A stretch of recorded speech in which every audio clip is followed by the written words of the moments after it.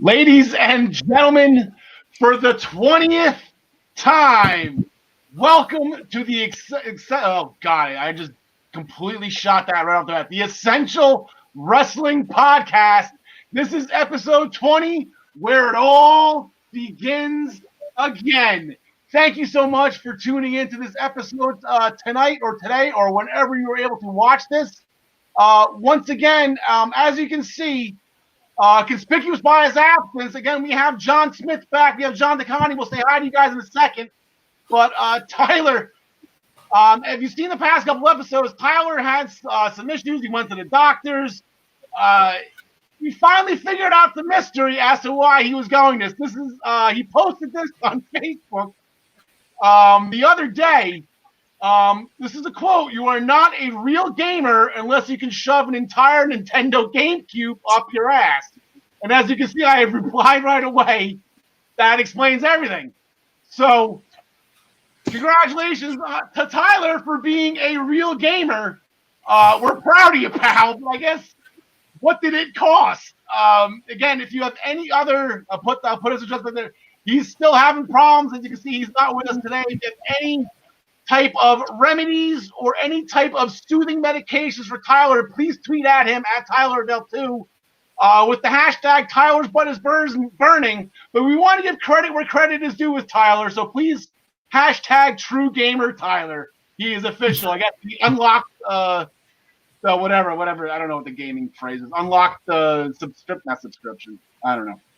But anyway. Thank you so much for joining us again. Back with us again, once again, the first ever PWP champion, the living legend, John DeConnie. How are you today, John? I'm doing pretty well, especially compared to Tyler, I suppose. Yeah, that's a GameCube, dummy. That's some intense stuff. John Smith. Hey. We missed you last week, pal. I did see that you chimed in the comments. We put you on. We missed Rerun. We missed him a lot, too. Yeah, right. How are things going with you? Everything good? Yeah, everything's good, man. I had to take my son to football last week because that started up. Good thing is he won the starting center job, so I'm really happy about that. Real proud of him. There you go. Scholarship and the first draft for the Jets. It's in your sights, my friend. It's in your sights. I'd rather him go to Seattle or something. Yeah, this New York media is tough. This New York area media is tough. I said, this is episode 20. This is where it all begins again. This is the Chris Benoit and Eddie Guerrero grand finale, happy ending that we've all wanted to see. Both of them world champions. Not most importantly, but gosh, this match did not make my top 30, but God damn it if it's not 31. Brock Lesnar versus Bill Goldberg was an absolutely phenomenal showing. Great job by the Madison Square Garden crowd on that one. If anyone asks me, who won between Goldberg and Brock Lesnar at WrestleMania 20? The answer is Stone Cold Steve Austin, because he got both of them on that one. So kudos to Stone Cold for saving that match. On today's episode, where it all begins again, the Bound for Glory's main event championship match has officially been booked. We have two huge number one contenders matches for TakeOver tomorrow night on NXT. An absolutely amazing parking lot fight between Santana Ortiz and Best Friends. Gary Mahaffey, he's back again. He will join us from overseas to discuss the relaunch of NXT UK, which we were so excited about. We're glad to have Gary back. I'm going to personally update you on the G1 Climax, the Pure Championship Tournament for Ring of Honor, as well as Nick Aldis retaining his NWE Championship, retaining Sweet Charlotte, as he calls her. For those of you who are tuning in on the Minutes to Bell Time Facebook page for the first time, welcome. We're glad to have you. But unfortunately, the timing of this is completely awful that Ryan Joy is not here today. He is a staple on our show. He is one of our lead correspondents. He had some things to take care of today. He will be back next week. Later on the show, we're going to have number 27 on my favorite WrestleMania match list, counting down to WrestleMania this March. We're 27 weeks away. And change. We're going to main event the show with our picks for Clash of Champions this Sunday, which is sponsored by ProWrestlingPick'em.com. Play against your friends. Play against the universe. And it's going to be presented by MinutesToBellTime.com as well. Like I said, Ryan, having a rough weekend. He's moving cross country, so we do not have any of his graphics today. And we do not, unfortunately, most importantly, we do not have Ryan today. So we will make do. He will be back next week, but we just want to keep minutestobelltime.com in our mind, and be sure that you subscribe to the Body Slam Brigade, which is his newsletter. And he actually covered all of the G1 Climax stuff and why that is the most important tournament in wrestling. And truly, it's up there, if not the. I can't think of anything off the top of my head. So, but we're going to curtain jerk the show today by asking a question. Do you remember the 21st night of September? We're changing our minds forever. I forget the word. Anyway, last night was the 21st of September. It was Earth, Wind, and Fire Day. But on Raw, it was Slapjack, Mace, and T-Bar Day, as Retribution has officially signed WWE contracts so they can quote, hold on, let me see this, they can go wherever they want, whenever they want, and attack whomever they want. That's a pretty good deal, John Smith. Yeah, I mean, those names are a little cheesy. I heard those names, and it was like a couple of 7th grade white kids naming their rap group. But I mean, I'm giving them a shot, see where it goes. I mean, it's kind of Shield 2.0 mixed with Dark Order a little bit. It doesn't feel original to me. The camera angles are kind of like they keep shaking the camera around the same exact way every time. It's like, we know you're just moving left and right. Well, you're not in the middle of that. But I'm giving it a shot, I guess. I mean, I'm talking negatively about it right now, but I'm not gonna. I'm going into it with an open mind. All right, yeah, knee-jerk reaction. John DeConnie, as the internet leaked, I couldn't figure out who these 5 people were. Actually, I knew 2 of them, Mia Yim and Mercedes Martinez. They're pretty self-explanatory. They really didn't do too much other than making a face mask for the COVID pandemic. They just kind of bedazzled it and made little bars in front. So they're pretty cool with that. So we know those 2. I didn't recognize the other 3, but it turns out it was Bane, it's the Predator, and it's Jason Voorhees from Friday the 13th. That's pretty crazy. That's where I've seen them before. These poor bastards. I hope they don't have to wrestle in these masks for very long, because, a lucha mask is one thing. It's form-fitting. It doesn't move. Every time these guys threw a punch, they had to readjust their mask again. I felt sorry for them within 30 seconds. Yeah, well, I mean, in all seriousness, from what the internet says, I guess I couldn't tell. It apparently is Dominic Dijakovic, Dio Madden, who I only know from a cup of coffee on Raw being an announcer for a hot second. I've never seen him wrestle. I don't think he's wrestling in NXT unless I blinked and missed it. And the other one is Shane Thorne, which I am so ecstatic about that he's doing something again. So they came out in the very beginning. They screwed up the Then Now Forever and the whole camera and whatnot, and screwing with the production truck. And here they come. They said they got contracts. They said their piece. Here comes the Hurt Business again. And it actually ends up being, to fast forward to the main event, John Smith, we got 3-on-3 at the end. And I guess 2 questions here. One, the match and I guess your first thoughts of them in the ring. John DeConnie said the masks were moving.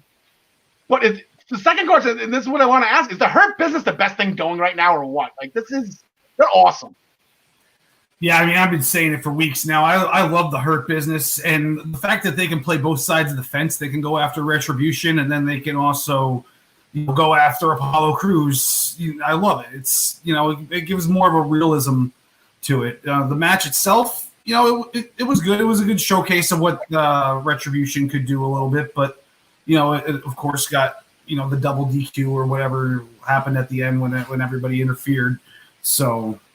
It wasn't a big deal how it ended, but then they had to have Randy Orton, RKO, Drew McIntyre somewhere. So, yeah, Drew McIntyre was injured at the hands of Randy Orton. We'll get into that whole situation in the main event of our show. We make our Clash picks.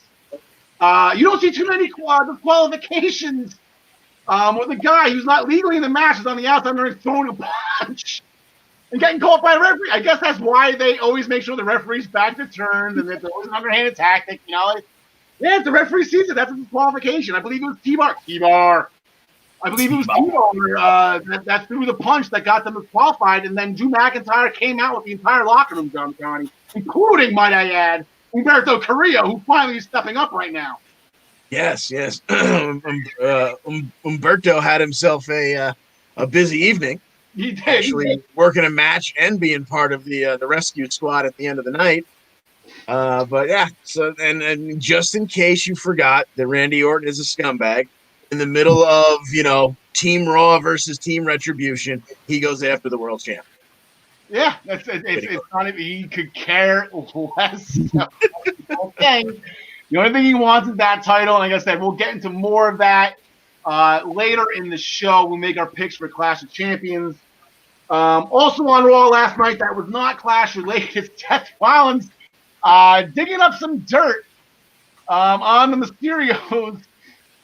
Decided to, it just finally dawned on him that Dominic Mysterio is about 1.5 to 2 feet taller than his father. Decided to do paternity tests. Obviously Dominic's not Ray's father. We all know that, right? And it's Eddie. Then again, see where's the line here? Because he would probably tower over both Eddie and Vicky anyway. So I don't know where this. Somebody actually put up a meme on Facebook. It could be Walter's kid. He actually looks kind of like Walter. This kid's onto something. But also he brought up, he said maybe it wasn't about Dominic, it was about Aaliyah. And then Ray said the one thing you can't tell a teenager is that they're young and naive, and she just took it the wrong way and bolted. John DeConnie, I believe you had some kind of audio clip I heard during pre-production. I believe you were sneaking it on. You still have it? I was looking at it to see whether or not I could clip it down, but essentially it was Tracy Morgan from Cop Out just saying no, hell no. I don't want any more of this. Please, God, no. Yeah, just when we thought that cage match, just when we thought we were out of the woods, and Seth decides he wants to do a paternity test. And it's kind of ironic that an expecting father is doing a paternity test on another family. Buddy Murphy also then later apologized to Aaliyah when she was off on her own, not happy with being called young and naive. I remember when I was a teenager, I knew everything, so I don't understand what her problem is. But Buddy Murphy apologized to her, so to be continued with that.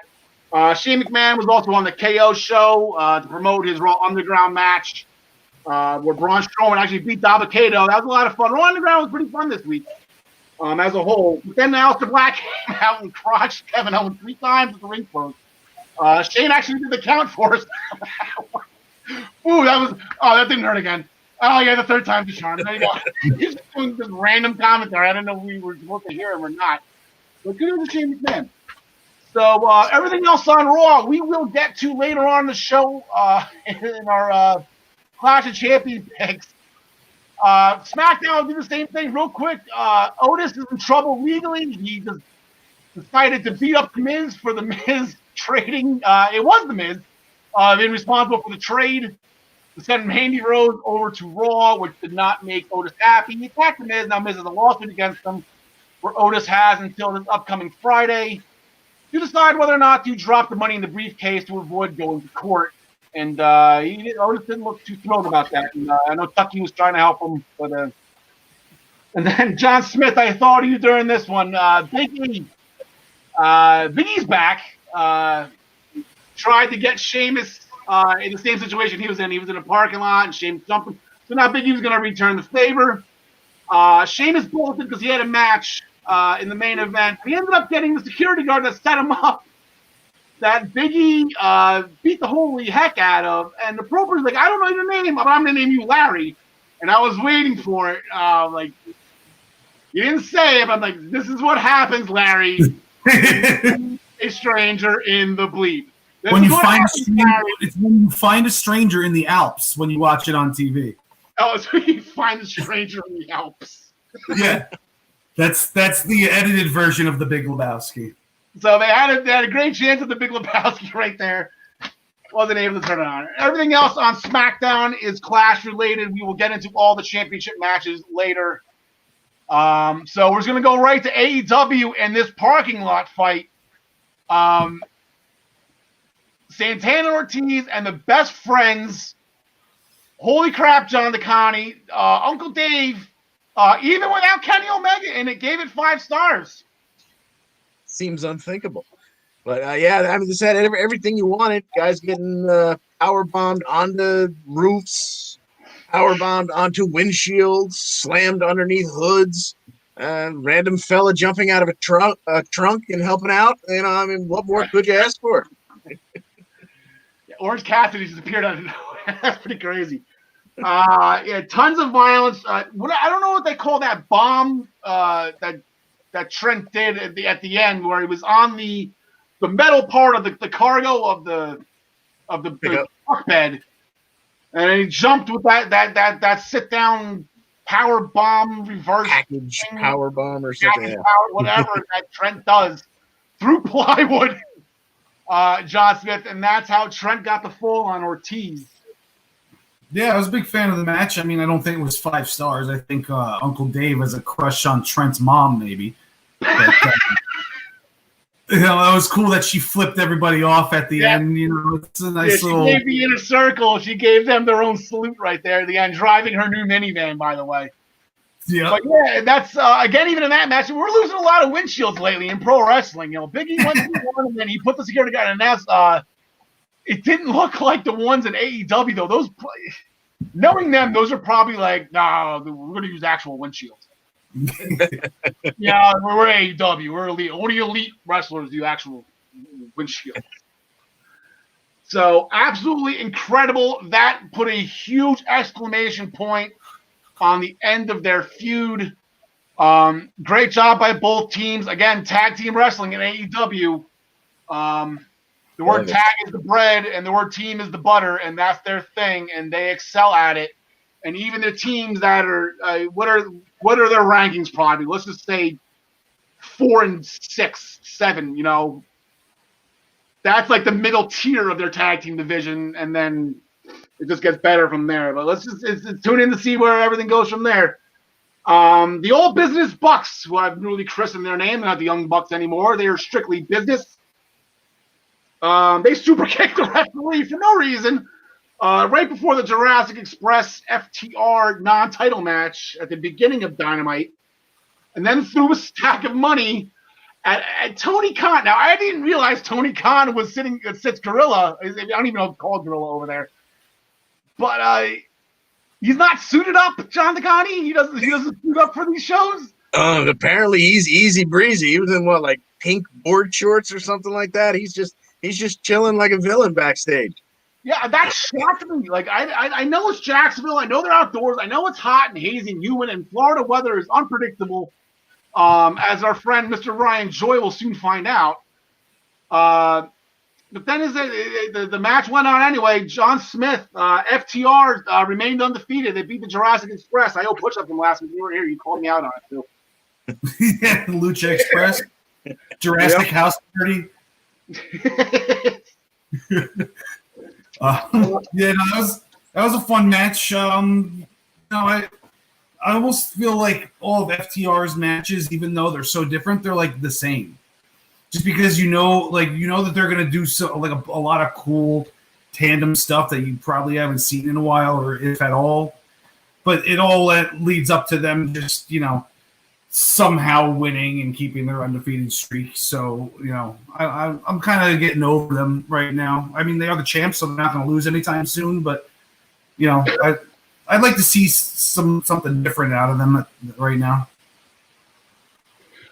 John DeConnie, as I have in my notes, and I confused myself by reading this. It was a reverse roll-up assisted by Dash, so that Dax could ping Jungle Boy.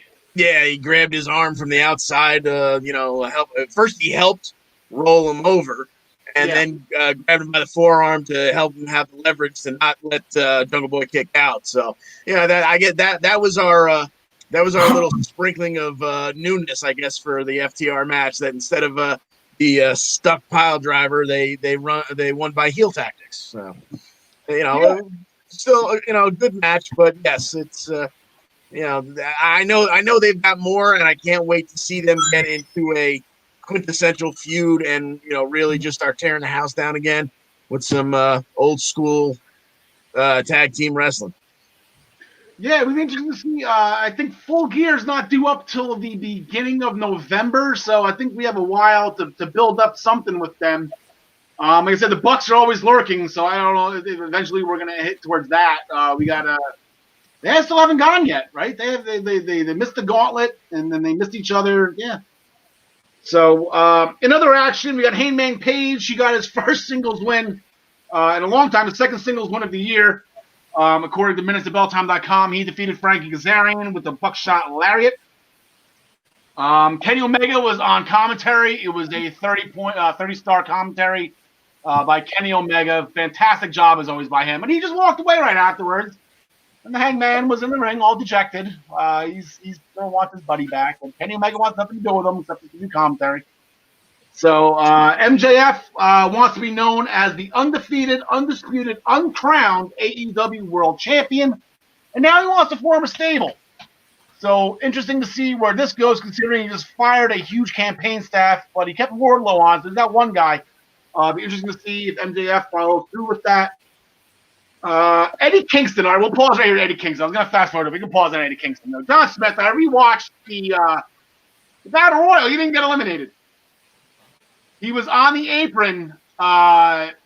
It was in the midst. It was down to three of them. It was down to Archer, Kingston, and Matt Sydal. Sydal hit Kingston with some form of a DDT, so Kingston rolled towards the camera side under the ropes and then stood up on the apron to get near the turnbuckle where that whole thing happened. Archer then eliminated Sydal, and then Kingston, he was on the top turnbuckle, so I don't know what the official rules are for that. His legs never crossed back over to cross back. I would see that was a problem. But I'm with Eddie Kingston on this one, John. I don't think he got eliminated. I'd like to be on his side on this one, but once you step on that top rope, you're in bounds, in my opinion. You know, you're not out of it. You're not like you're back in the ring. So once you get up there, if you get knocked off of there, I think you're eliminated. Okay, he was sitting on the turnbuckle with his feet never went over. His feet never touched the top rope. He was just ended up sitting. His feet were on the middle ropes with his ass on the top of the ring or on the inside of the ring. He was facing the out. He didn't even touch the turnbuckle. He was on the actual thing that connects the turnbuckle to the post. That is the turnbuckle. Yeah. Yeah. Okay. Pad. I'm sorry. The turnbuckle pad. Right. We're gonna let's consider the turnbuckle pad like the pilot. He was in. And then Eddie Kingston, he's got 3 points. I got 3 points. I got 3 things to say. All right, he was never eliminated from the Battle Royal. We just discussed that. What he has right there is a family of violence. Third thing, John Nakani, he grabs the blade and says, "You need to get your house in order, your family in order." That's in reference to the bunny. That's in reference to Allie, who's now dating on TV, QT Marshall, but in real life, the Blade and Allie are married. So that was my guess, but I didn't go into looking it up. So there you go. You've just answered that question for me. So does that mean it'll be the Butcher and the Blade versus the Natural Nightmare, whatever they call themselves, with Wrasslin and QT? Yeah, I guess. Maybe. I guess that's what our next feud that we're looking forward to there. Makes sense. In another tag team match, Chris Jericho and Jake Hager. They are now 2-0 as a tag team. They defeated the Private Party after a Judas Effect by Chris Jericho on Isaiah Cassidy.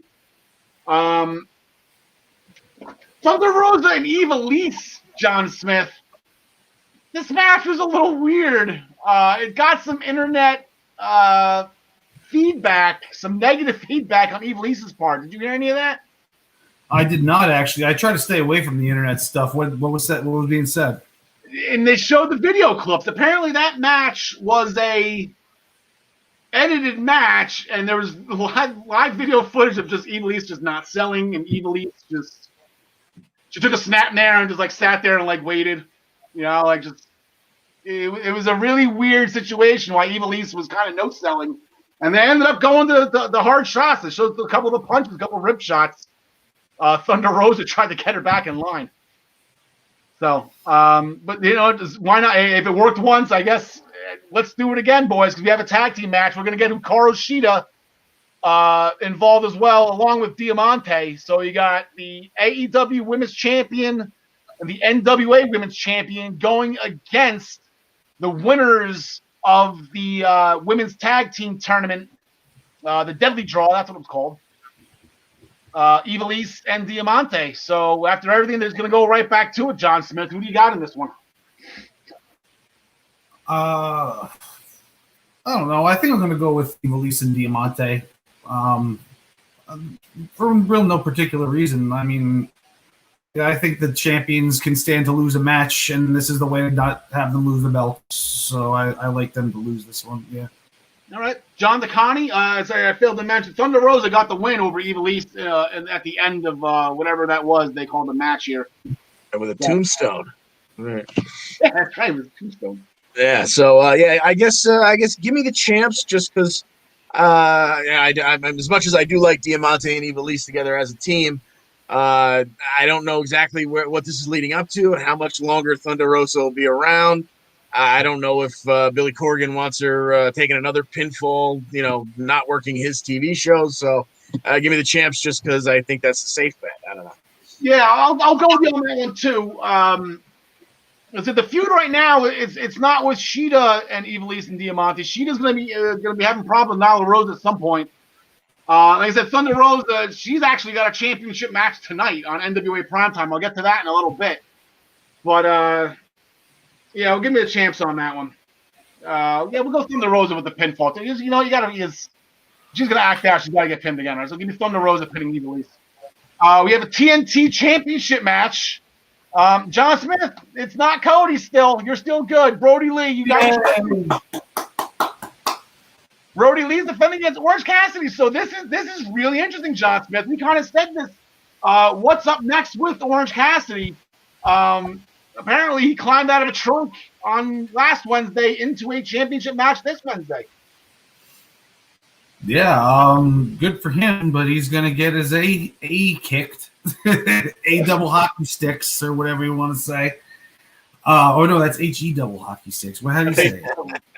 A double snake. Yeah, I guess. I don't know. We could just edit that out later if you want. No. So yeah, no, I got Brody Lee win this one convincingly. I mean, they'll give it a full match though. It's not going to be a squash.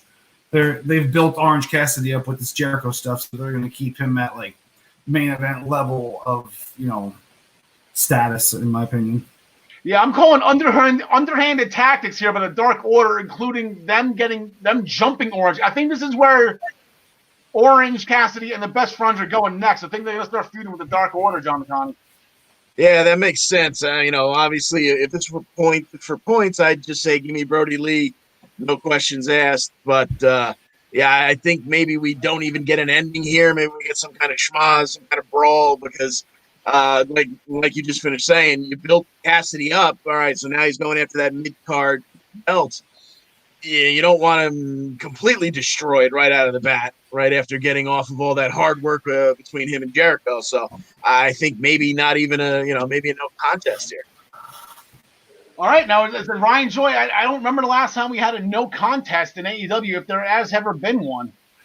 So that'd be interesting to find out and see if that happens. And then they announced that Lance Archer will be getting his AEW championship match against Jon Moxley on their year anniversary episode, which I believe is October 14th, about 2 weeks from today, from tomorrow, I believe, right? 2 weeks from tomorrow. But I guess to promote that match, to get things going for that match, both Jon Moxley and Lance Archer were allowed to pick 2 tag team partners for a 6-man tag tomorrow night. Lance Archer, he went right to Team Taz, and he selected Brian Cage and Ricky Starks, strictly business here. And then if Archer, the other end of the deal here is that if Lance Archer wins the world title, that Brian Cage will get the first championship match. So I don't know if that kind of just sealed it for Moxley right there. But then Jon Moxley, of course, we know Darby Allin is a good friend of his. He wasn't there, but he told him to suit up. Will Hobbs, freshly signed Will Hobbs, is now an all-elite contracted wrestler. He's going to be joining John Moxley as well. So, John the Connie, we'll leave with you on this one. Who you got? This is a tough one. Because I don't see, even though as we've discussed previously, I would think that this would be the time for Archer to take it, but I'm not sure that I believe it's going to happen. So maybe you get the heels winning tonight somehow, only to have Mox retain on the 14th. Yeah, John Smith, who you got? Yeah, I got the heels winning. I got Darby Allin taking the fall on this one, and once Cage got involved with this, with Archer and the whole deal with Taz, it kind of just ruined the whole Archer versus Moxley thing for me because I can't imagine that happening. Cage versus Archer. No, it would be awesome. They might even get action. Yeah, it is. They might even get into it tomorrow night, dude. Who's to say that they just Team Taz just straight up bounces and leaves Lance Archer out to dry? That's what I kind of feel is going to be happening here. I don't know. I can't see Will Hobbs. I want to see them make Will Hobbs look strong here. I think it's going to be a good build for him. I got somebody pinning Archer. Unfortunately, I just feel like Team Taz and this whole thing with Taz and Jake, it's not genuine. It is strictly business, but they're going to accidentally punch, Lance Archer's going to accidentally punch Cage, and then whatever, and then Taz gets all in a hissy fit and leaves. So I will go with Moxley, Hobbs, and Darby Allin on that one. But then here we go. AEW just throwing random stuff here. They're doing a 1-hour special tonight after the NBA playoffs. I bet it's going to start at 10 o'clock. Or after the NBA playoff game, where I guess if you tune in at 10 o'clock and there's about 2 minutes left in that playoff game, you still have about a half an hour until the show starts. I don't even know who's playing. Anyway, but they have 3 matches signed tonight. Sign me up for this one right here. Matt Sydal and Shawn Spears. I'm in on this one. Sydal looking to bounce back. He actually had a nice win over the weekend in the Peer Tournament. We'll get to him in a second on that one. Shawn Spears we haven't seen on Dynamite in a while on Wednesday nights. I guess he's been on Dark, but he's still with Team Tully here. So, John DeConnie, I like this. Who do you got? Yeah, I like that a lot. Give me Spears, just because, he can always pull some heel tactics out of his back pocket. Yeah, I want to go Shawn Spears too here. I mean, I know Matt Sydal, he's not officially signed yet, so I don't know why they would just randomly give him the win, other than you can still build him back up after the trip. But I mean, I don't want to keep on bringing it up. I'm done making jokes about it, so I want to forget about it. He had a great match over the weekend in Ring of Honor, but John Smith, who do you got? I'm going to go with Sydal. Just because I think he is going to end up staying there, so I don't think they want him losing right off the bat. All right. The second match that they have signed, you have Scorpio Sky getting some action against a gentleman by the name of Ben Carter. He's news to me. I have absolutely no idea who he is, so I will go with Scorpio Sky. John DeConnie, any Ben Carter? I don't know anybody. Chime in, Ben Carter. I got a feeling that Scorpio Sky is going to run the table on this one. Was Carter? I remember there was a blurb a couple of weeks ago about they were doing what's their show that they air on Twitch? It's not Velocity, but it's something like that. Anyway, they were going to be giving some attention to a couple of really good indie guys and. Like that, maybe that's why Ben Carter's name sparks a little something in my head. I'm not entirely sure, but still, gonna go with Scorpio Sky. Yeah, Scorpio Sky. John Smith. Any reason to go against Scorpio Sky on this one? No, I got him too. Yeah. And what I'm kind of hoping would be the main event. I feel like I know that Spears Sydal match. That's gonna be a great match. I'm hoping. That the Rhodes family books themselves in this one because Brandy Rhodes is going to look for revenge after the Dark Order's number 99. Anna Jay took her out in that whole after that whole TNT Championship, I guess Nightmare Family debacle, if you want to call it that. So they're finally going to get at it.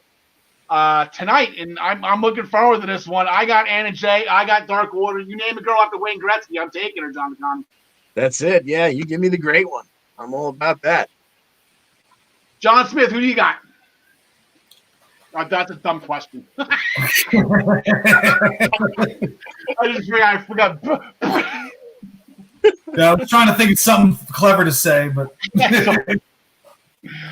all right, guys, that's gonna do it for AEW right now. I'm gonna give you guys a break, a quick break to go get some groceries, say hello to your family and your friends. We'll be back with you in a little bit, and King Kong Bundy. I know he's gonna be there as well.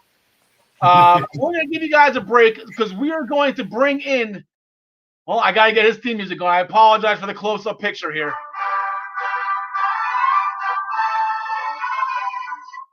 Gary Miheffy is back. There you go, buddy. It's good to be back.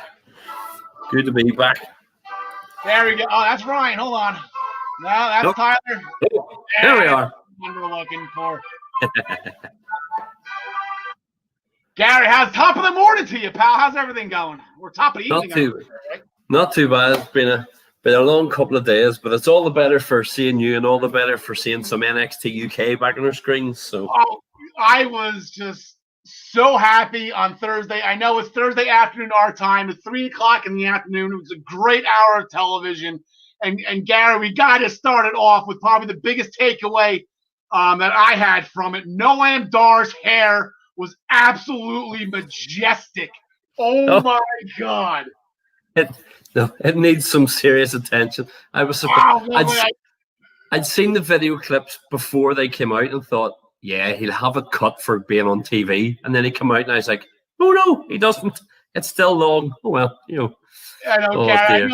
I'm not sure you know it. I'm a big hockey guy. Hockey is my career. Hockey's my life. That is a great head of hair to be coming out of a helmet. Very Carl Hagelin-esque right there. Only it's brown, dark brown and not blonde. But wow, was it good to see him? And it was a very smart move on the NXT UK's part. You start with him and then you main event with him, and you got all your viewers back, right, Gary? Or was it Dragon? Or was that Dragon? Yeah, and it was a great match, I have to say, because I'm always going to go the opposite. This will be my invite gone because Noam Dar never has really done it for me. And they had the match, and I went, okay, I take it back. The two of them had a really, really great match. It was a really good idea to start the first show back with them. Two people who everybody would know, and they had a really, really good match. Obviously, Dragunov taking it in the end, but it was a really, really good match to have. Oh, it was absolutely great. It started off, Dragunov was doing a promo. Noam Dar pretty much just came out and just told him to shut up, and then they just got into it. Sid Scala had nothing else to do other than the match. But during the match, like I said, Ilya Dragunov won with Torpedo Moscow after a failed distraction attempt from Alexander Wolf. And that ended up backfiring. It just didn't work. Noam Dar got took the tail end of it and got the loss. But then here comes our champ, and you can tell right away. It's like Walter's not screwing around. Ilya Dragunov is 100% on Walter's radar. Yeah, I mean, and I really can't wait to see it. I mean, I've said before, I'm an absolutely huge Walter fan. I think he's absolutely brilliant. I've seen him live. I've seen him wrestle once live, and he's just like he's a beast. Sure, yeah. But the two of them, I think their style are really. I mean, Dragunov, I think, has been. There's a few of the NXT UK guys have been beefing up or bulking up a wee bit since they've been off, and I think when the two of them meet together down the line, whenever it is going to just be absolutely immense. It'll be a big main event. Yeah, they were supposed to have a takeover scheduled, I think, back in like May, but they pushed it to the end of October. It was supposed to be in your neck of the woods in Dublin. And first things first, I apologize. All this time, 4 years now, I've known you. I didn't email you back and forth. I always thought it was England. I apologize. You're in Ireland, pal. And that's I love that area. I am 50% Irish. My mother, not off the boat, but she is 100%. So I got a half Irish in me. I always root for the Finn Balor's and Jordan Devlin's. Yep. Of course, the Hornswoggles. I can't forget about Hornswoggles. And speaking of Irish, there was a new Irish lass, and if I pronounce her name correctly, Aoife Valkyrie. Aoife Valkyrie. Yeah, I mean, I tell you what, she comes out of a phenomenal training school in Dublin. I'll give a big shout out to Fight Factory Pro Wrestling. They have a superb training school. And she came through there and saying her match against Isla Dawn, I've seen them both wrestle live on a few shows here in Belfast over the years. And they can show a lot more than they did. But what they had was a really nice wee rematch from earlier on in the year. And Aoife, I honestly get the feeling she's young. She's incredibly athletic. She's got so much more to show. I really feel that they're going to be right behind her. She's going to get a real big push there. Yeah, like I said, I can't imagine them leaving that studio, but if this somehow can make it over to Dublin, she might be a star, maybe in line for a title shot if that happens.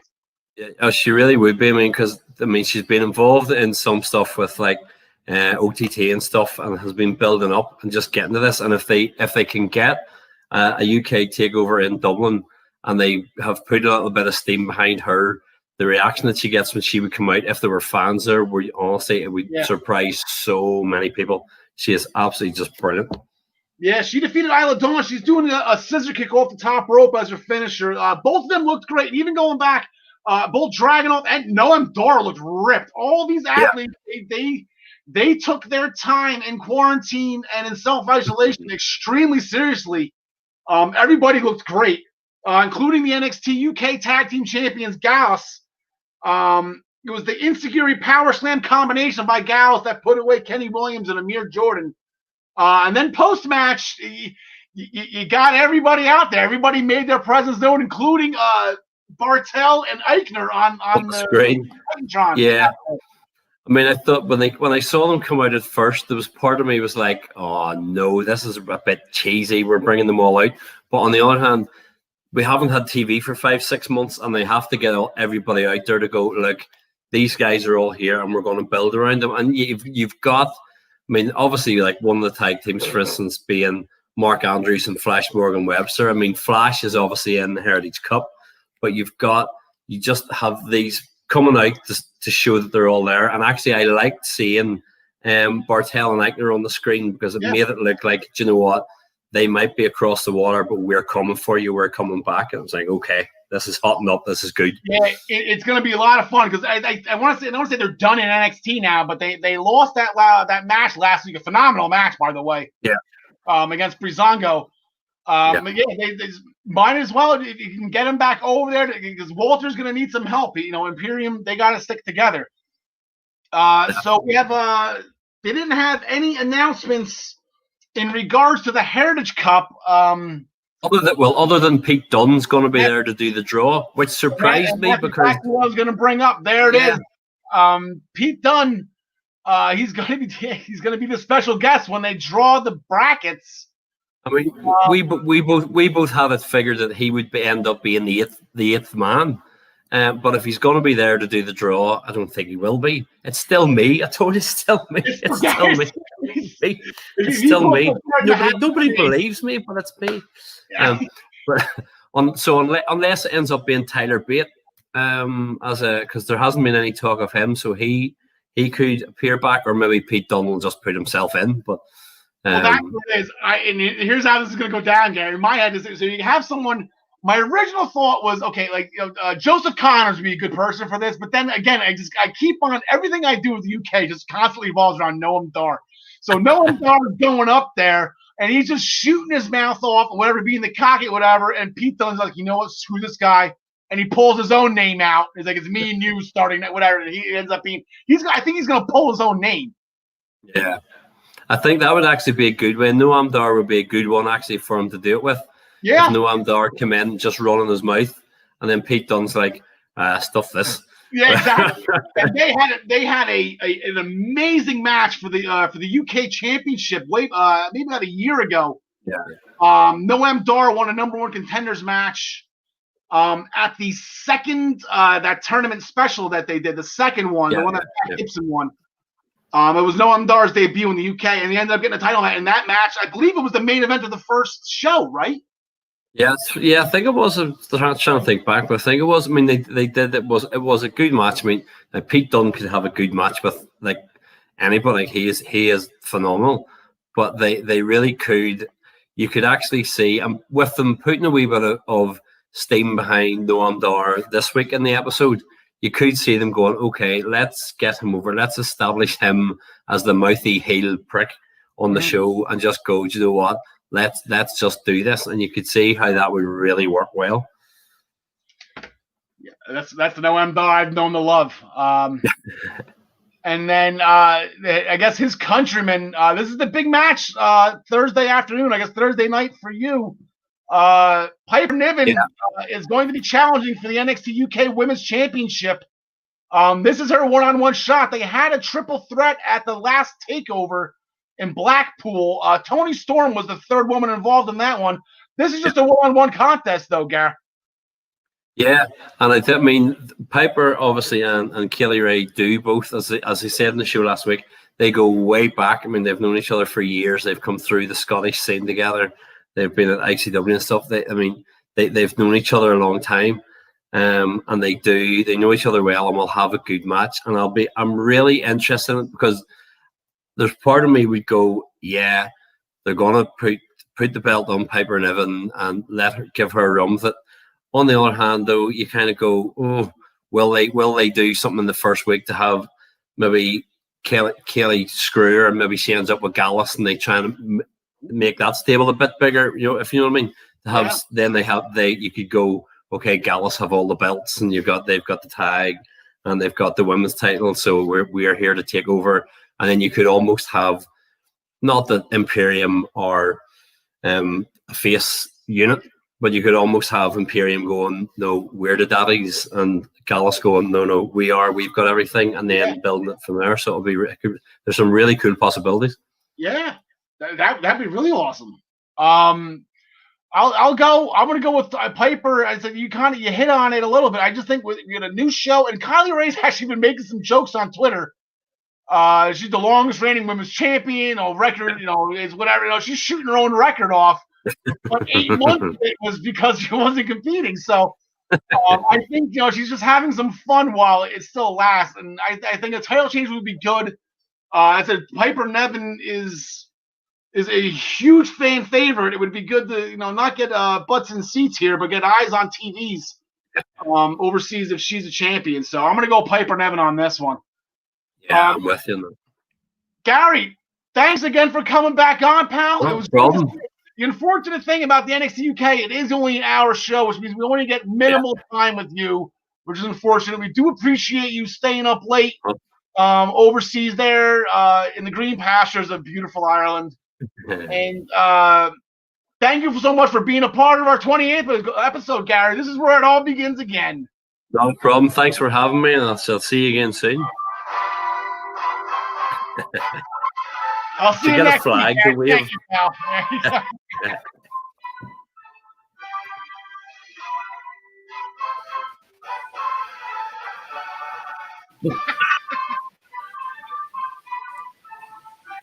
There you go, boys. How do you like the NXT UK report? Tell you what, Gary knows his stuff. Oh, yeah. Very good. All right, so from his NXT, we're going to go to our American version of that brand. Let me just change that there.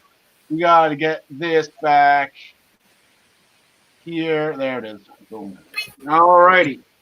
So the American version of NXT started off, as I mentioned with Gary, because Imperium was on their screen over there when the midst of all the UK tag teams were looking and eyeing up Gallus, staring down Gallus. Imperium was there.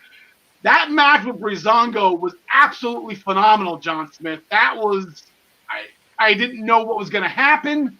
I'm obviously emotionally involved in it because of Fandango. I laughed, I hurled, I cried. Yeah, I mean, you can't go wrong when you put these two teams in the ring. It's like Buddy Murphy and Aleister Black situation, I really enjoy what Breezango's doing as champs. Just give me more of it. There's nothing bad I could say about this match. It was better than that street fight that got 5 stars in my opinion. So. Wow. Okay. All right. We got some buttonheads with Uncle Dave there, John the Connie. Breezango won. The Breeze did a Hurricane Rana roll up on Eichner. I guess they were setting up for Imperium was setting up their finishing move, and Breeze rolled them up. Yeah, exactly. They had him set up for the European bomb. He reversed it into a roll up. 1, 2, 3. Breezango retains, and I'm a happy man. Yeah, I am too. They emptied the tank on that one, guy. I mean, that was absolutely. I was expecting something good. Just you haven't really seen too much out of the NXT tag team division lately, but the four of them, that was absolutely incredible. My jaw hit the ground. I'm like, oh my god, I can't believe I just saw that. Like I said, 3 times I thought Imperium was going to get him back. I'm like, oh man, this is going to be exactly. Someone made a Sasha Banks comment the other last week or whatever. Yeah, there you go. So I was getting worried there for a second. You put it into my head. Breezango, they are still our tag team champions of NXT, and hope they still have a lengthy run. Io Shirai and Shotzi Blackheart went at it in a non-title match. I believe, I don't know, John, if it was you or Ryan last week. This was just to make Shotzi look great, and that's exactly what it was, and that's exactly what they're shooting up. I believe the exact quote from Vic Joseph is Io wins, but Shotzi gets the headline. And from Wade Barrett, it was a, quote, star-making performance from Shotzi Blackheart. So rave reviews in defeat, John DeConnie. Yeah, absolutely. That is exactly what it was. It was, I don't think anyone believed that Shotzi was actually going to get the pinfall. This was just her time, show us what you can do, kid. And wow, she certainly delivered. Now you've got one more person right up at the top, circling around the top of that women's division, because she made herself a legitimate contender down the line at the very least. 100%. And John, this is not the first time Shotzi's done this. She almost ran that gauntlet from start to finish way back when. Dakota Kai ended up winning. I think it was to get into the ladder match at TakeOver. I think it was for a vacant. I forget what it was. No, it was the number 1 contenders match at TakeOver because Rhea wasn't defending because Rhea was at WrestleMania. So they had the second chance gauntlet that Shotzi almost ran, and she made it. She started in number 1, and then she went all that. She had like 3-4 pinfalls on that. I don't know, but what do you think of Shotzi, John? What do you got? I don't know. She just doesn't do it for me. I don't. Maybe it's just her screaming. Oh! Maybe it's welcome to the ball pit, which means nothing to me. Nope. It's those things that just take me away from her actual talent. I mean, I'm not gonna go ahead and criticize her match. I mean, I think the match was really good. I mean, but it's also Io in the ring, so she can make a broomstick look good. Yeah. But not saying that Shotzi's a broomstick either. It's just I personally am just not sold on Shotzi for some reason. It's just got to be a personal thing, I guess, because nobody else. I don't see anybody else talking bad about her. So. No, they're not. Like I said, yeah, wrestling's trying too hard. Yeah, the ball pit, the how, trying too hard. Like it's.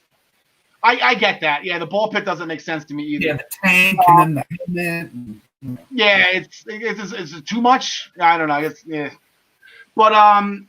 But we do actually have. They did announce last week. We went up there. There's a couple days, maybe like Thursday, that NXT they're doing another takeover on Sunday, October 4th, which is not this upcoming Sunday. It is the next one. So they need to put the card together really quick. And apparently, on the takeoff to takeover in the women's division, we are going to have an 11-woman battle royal, where the winner will challenge Io Shirai at TakeOver on October 4th. We'll give everybody a chance to look at this graphic to know the competitors. John Smith, I'll leave it up for you. Who do you got? Just at first glance of these ladies, I got Candice LeRae. Okay. Yeah, I mean, I don't know why. They're not. I don't think they're gonna have Rhea win it. Go Rhea versus Io. I don't think they're going to do that. So, yeah, I got Candice winning it. All right. John DeConnie, who do you got? Yeah, I've been saying for a while I saw, Candice getting the next shot and maybe even eventually taking the title. So I guess this would be a good spot to make her the number 1 contender. So I agree with Smith. Give me Candice. Okay. I had this narrowed down with the most ridiculous pick possible, and I was actually so confident of it because if you look at the graphic again, I was just doing a process of elimination here. It's Xia Li, Cadence Carter, Case Nazare, they're all no. Indy Hartwell out of left field, no. Dakota already had her shot. Shotzi we just saw. I had Tegan and Candace. I have them canceling each other out, to tell you the truth. I think they're going to eliminate each other or something. And then I had Mercedes Martinez. She's gonna be pissed she lost the cage match. She's gonna eliminate Ripley, which by process of elimination, she was going to help her Robert Stone partner. I had Aaliyah in this match up until last night when Mercedes Martinez showed up on Raw as a member of Retribution. So now I honestly really have no reason to pick against Rhea Ripley. I think I don't know if she's going to win the title or not. That's to be discussed to see what happens tomorrow night. And I'll say with the following Wednesday too. But I was going to be, I can't wait to go onto the show and predict Aaliyah and then be right. And I'm going to be obnoxious about it. And then last night just completely crushed my dream of that. So I have no other choice right now other than Rhea Ripley. It can still be Aaliyah. I actually like that. You know what? I'm going with Aaliyah if you're not. Okay, if the one person that could help her win is not in NXT anymore. Well, how do you know that? I don't know how she does it. They haven't exposed her as part of Retribution, like her specific name. You know, you don't know who's under that mask. Okay. Double duty. Well, to be continued, I guess then, right? Damian Priest defeated Timothy Thatcher to retain the North American Championship in a pretty decent match. That was a good match of those two. Priest hit the Reckoning, 1, 2, 3, done and done. Tommaso Ciampa defeated Desmond Troy with the Willow's Bell. But then here comes Jake Atlas again. I don't know if you would call Jake Atlas a glutton for punishment, but he came out and he started talking all this smack and whatnot. And he wants Ciampa, and he's going to get him tomorrow night. And now, in complete randomness, Ciampa, he jumped Jake Atlas outside. That's not the random part. But then here comes Kyle O'Reilly, like scalding at Ciampa for being a heel, John the Con. Like, what is Kyle O'Reilly doing? I have no idea, but I always goof on Impact and their whether or not they're going to be consistent. NXT is usually consistent. So when they parted ways, Ciampa said, I'll see you next week, Atlas. And then he quickly glanced over to O'Reilly and said, I'll see you too. So you got to think they're going to, butt heads at some point in time. Yeah, so now John Smith, it's Adam Cole's kind of being face-ish here. Kyle O'Reilly's being face-ish. Meanwhile, Strong and Fish are just beating up Drake Maverick on a weekly basis. You can't get any more heel than that. So the Undisputed Era is kind of in a paradox right now. But who do you got in this one? You got Ciampa and Jake Atlas.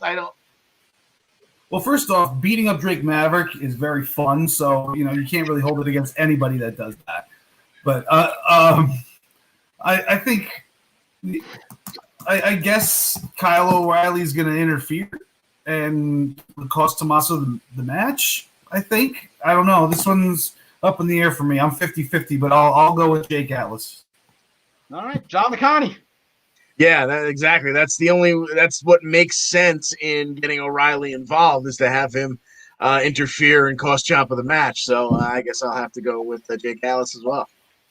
Now, I think, from what I remember, like I said, I watched it, Wednesday, whatever it was, that softball game, so it was Thursday morning. It just seemed like he had a problem with him beating him up outside, so I don't think anything in ring is going to upset Kyle O'Reilly also. I think this is going to be just a straight-up whooping, as they did before. Ciampa's just going to straight-up whooping on Jake Atlas. But we will mention Mr. O'Reilly again because he's in an upcoming match that we will get to. But first, we had Austin Theory put out an open challenge. And here comes Kushida, not Hiroki Kushida, but just Kushida. With a new attitude, came out, and he put the hoverboard lock on Austin Theory. Kushida's getting some steam here, and I'm kind of like it that they're finally doing something with him. Austin Theory, I guess, is still being punished for whatever he did.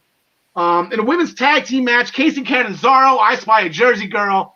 Her and Kaden Carter are becoming a phenomenal tag team. They defeated Xia Li and Jessie Camilla. They put a crucifix bomb into a roll-up combo on Xia Li, and then Levine.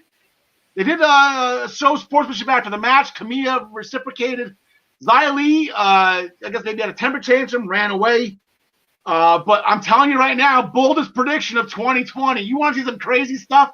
Here's some crazy stuff. The team that's going to beat Nia Jax and Shayna Baszler is going to be Casey Catanzaro and Kaden Carter, and they're going to bring the WWE Women's Tag Team Championships to Wednesday night. Boldest prediction of 2020 right there. And then, as actually I mentioned, I said Drake Maverick and Killian Dane. There was a 2-on-1 in the beginning against the Undisputed Era's Roderick Strong and Bobby Fish. Killian Dane eventually came out. They poked the bear. Killian Dane got angry. Dane punching Maverick at the post-match was, quote, the most predictable thing about that match by Wade Barrett, which it was. If they're going to be, he's got to punch him once a week, and then I think that's John Smith. Jake Maverick getting punched is funny. Yeah. So, with TakeOver looming next weekend, Commissioner Regal announced the Eliminator Gauntlet, which for those who speak Lucha Underground is called, this is Aztec Warfare. It's pretty much a Royal Rumble concept, but no over-the-top rope. It's a pinfall submission style. 2 men are going to start in the ring every 4 minutes of the competitor enter. That's the Royal Rumble part of it, but you can only win by pinfall or submission. That's the not over the top, and the winner of it gets Finn Balor.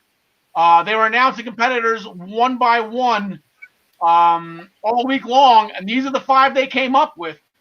Kushida was announced first, followed by Cameron Grimes, then Timothy Thatcher, Kyle O'Reilly, and Bronson Reed was announced, I believe that was yesterday or Sunday over the weekend. But there's only going to be 5 guys in this. They said that on Raw last night, and then I had to look it up just to confirm it because I feel like this could at least be 10. But one of these guys is getting the main event of a takeover against Finn Balor for the NXT Championship. John Smith, wow! Like this is big for one of these guys. Yeah, it is. I got who the hell am I gonna take in this one? I don't even know, man. All right, we'll get back to you, John DeConnie. You know what? Give me Kushida just because, we've seen a little bit of a different attitude from him since Velveteen Dream attacked him. He's kind of, had a case of the red ass, been a little pissed off at everybody. And I think I'm sure for some people, I don't know all that much about his history, but I'm sure for some people, him versus the Prince is a dream match. So why not main event a takeover with it? All right, John Smith, you've had some time to think about it. Yeah, give me Grimy, man. You got to go with Grimy. I was trying to think of any way that he wouldn't win this, but he's going straight to the moon, baby, and he's got to get his first taste of the main event, and this is how he's going to get it. He's not going to win, but I think he's gonna win this match. I think, but I won't see him putting the belt on him or anything, but. I'm going with Grimy too, but I'm completely torn between Grimy, Thatcher, and Bronson Reed. I think with Tommaso Ciampa, like I'm going to see you too. I don't think Kyle O'Reilly is going to get past that, and I think the Velveteen Dream is going to eliminate Kushida at some point. Like he's going to help get him out. So I think those two are going to with prior feuds. Maybe even Austin Theory too, because Kushida is just making a hit list here. I'll go Grimy. Why not? It's grind time. It's 2020. Why not put Grimy in the main event of a takeover? It's absolutely phenomenal. Grimy and Finn Balor. Okay, so John DeConnie, as our senior Impact correspondent. Yes. Rich Swann was named. He completely talked Scott D'Amore into being the challenger for Eric Young at Slammiversary. We got about 7 weeks, maybe 6 now. I lost track, but it's going to be Eric Young and Rich Swann at Bound for Glory in the main event. Yeah, Scotty didn't want to give him that spot. until EY came down and kind of got a little bit involved, shoved Scott D'Amore out of the way, and you know what? Sure, why not? You got 6 weeks, whatever it is, to rest up for it. Here we go. Yeah, so John Smith, there was that 8-man tag team match. It was supposed to be Ace Austin and Madman Fulton in the North versus the Motor City Machine Guns and the Rascals. The Rascals got jumped pre-match. The Good Brothers ended up stepping in for him, even though the Machine Guns never asked them. But Ace Austin got the pin on Chris Sabin. After a double team combination from the North, Ace Austin tagged himself in to get the pinfall. They're coming back, John Smith. Give Ace Austin. They're recovering from that Rascals loss pretty nicely. Yeah, they are. I guess they were just paying a little bit of dues, I guess, before they go and get those tag titles eventually off the Machine Guns. I don't know. That's the way I see it going. That's kind of the direction they're pointing, in my opinion. But then again, it is Impact, so. Yeah, say I called it. I don't remember it was last week. I guess in one of my burying tirades last week, I threw out there that Ace and Madman are going to be future champs, and they proved me right off the bat. They got the by hook or crook. I know the North put the move on John McConney, but yeah. Ace got the pin. Yeah, it was a good match back and forth. You got the North with a nice double team flapjack there, and then as you said, Ace just helps himself right into the match, gets the pinfall. Nicey nice. There you go. I saw a Jersey guy on that one. I'm going with him all the way. He's lost him. Trey Miguel and TJP. Trey Miguel won the match with a meteora. I guess the meatiest of auras. Off the top rope, he got the pinfall with it. So the X Division it's kind of like a 4-way situation now. So they had an argument backstage where Heat Raju is promising people all these matches, but then just backing away from all of them. So tonight there's going to be a triple threat. I don't have my Impact matches on here. Okay, so we're going to do a triple threat match between TJP, Trey Miguel, and Chris Bay. And the winner will actually challenge right after that Rohit Raju for the X Division Championship. So, John McConney, who do you got on that one? Meanwhile, I'm going to try to get some of these graphics up here. So I'm a little upset. I'd love to see it beat TJP. That's who I'm going to go with. But really, can you go wrong anywhere? Mixing up any of these two guys? I'd actually love to see in some way other guys get involved and, okay, we never get a number one contender, and then just throw all 4 of them in there and give us a fatal 4-way. I'm kind of hoping that that's the way it ends up going at Bound for Glory, whether Rohit Raju, I believe he was ranked number 406 of the year. You got to hope that all 4 of them. John Smith, who do you got on that one? I'll go with Trey, just because the interaction between him and Raju in the backstage. Maybe that was building towards that. Who knows? Okay, then as I said, this is John McConney. Like I said, I'm trying to get some more graphics up here. I have them here. I just got to put them in the studio. Yeah. So you had Trey beat TJP after Chris Bay still wants his rematch. Yeah, but he's going to fight that night too. So did you pick? Is the X Division champion? Did you pick that match too, or? No, I did not. I'm gonna say Rohit holds on to it at the end of the night. Okay. Whether it's got to do with some outside interference or whatever, and like I said, hopefully it all builds towards that fatal 4-way. So. Yeah, John Smith. So I'm sorry, you said you had TJP in the match? No, I got Trey, and I think Raju will beat Trey after that. I just get the feeling. I think Rohit Raju is going to. He's going to escape out of all this as X champ some way, shape, or form. And I think it's going to be pretty funny how he does it too. I hope to think of something creative here. I'll go with TJP. He's just been shining lately in my eyes, and not that Chris Bay and Trey Miguel haven't. But TJP is he won me over again. Like he won me over in the Cruiserweight Classic, and he just did it again. going into it. So I got Rohit Raju versus TJP with Rohit Raju. Maybe they jump TJP post match and then Raju just goes in and gets the pinfall real quick and runs. There you go. Kylie Ray and Susie actually defeated the Knockouts champion Deonna Purrazzo and Kimberly after Susie hit the Arachne followed by the Panic Switch, John DeConnie. Now, those are not Susie moves. Those are moves that belong to a one Su Yung. And Ryan Joy pointed that out last week. She's not too far behind here. Yeah, clearly. And after the match, she started twitching. You could see the dark side was coming over her, but Kylie Ray came and brought some sunshine into her ear and, kind of touched her on the shoulder and calmed her down. But, clearly it's coming. So. Yeah, that's exactly it. Kylie Ray. She seems to be the one that kind of, I would say, snaps Su Yung out of it back into Susie, but I don't know. But they actually, John Smith, they're going to run back the singles match. This was the outcome. See, I got my graphics back up now. Susie's going to go against Kimberly. I believe, this was the outcome. Susie pinned Kimberly. That's what I mentioned, right? So, who do you got on this one, John? I'm a little bit discombobulated right now. That kind of threw me off. But I welcome your graphics.